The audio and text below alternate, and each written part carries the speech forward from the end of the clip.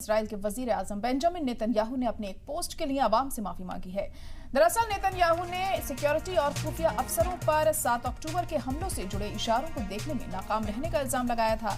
Israel के वजीर आजम Benjamin Netanyahu ने कहा कि उन्हें अफसोस है कि हमास इस्राइल पर 7 अक्टूबर को हमला करने में कामयाब हो गया।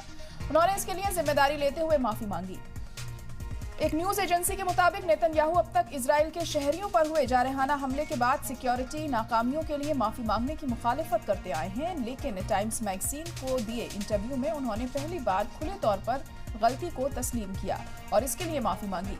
इंटरव्यू के दौरान उनसे पूछा गया था कि क्या वे सिक्योरिटी में नाकामी के लिए माफी मांगेंगे। इस पर उन्होंने कहा, बेशक, बिल्कुल।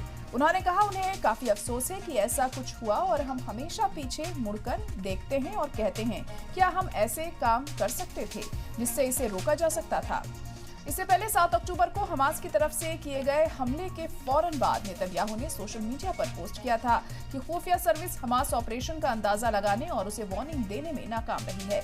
हालांकि कई इजरायलियों की तरफ से उन पर कसूर को टालने और कौमी एकता को खतरे में डालने का इल्जाम लगा, जिसके बाद उन्होंने उस पोस्ट को हटा दिया और माफी मांगी।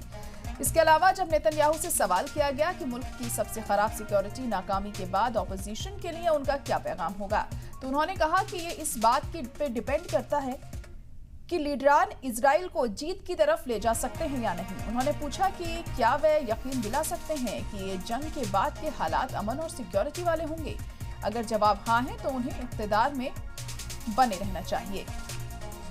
तो नेतन्याहू ने 7 अक्टूबर के हमले को लेकर अपने मुल्क की आवाम से माफी मांगी है। उनका कहना था कि आखिर हमारी सिक्योरिटी में जो चूक हुई, जो दिक्कत पेश आई, इसकी वजह से वो माफी मांगते हैं और वो इस बात की जिम्मेदारी लेते हैं कि जो हमला हुआ है वो मुल्क में कहीं ना कहीं लापरवाही और गैर जिम्मेदाराना रवैये की वजह से किया गया। इसी को लेकर अब उन्होंने पोस्ट कर ये माफी मांगी है इजराइल की आवाम से।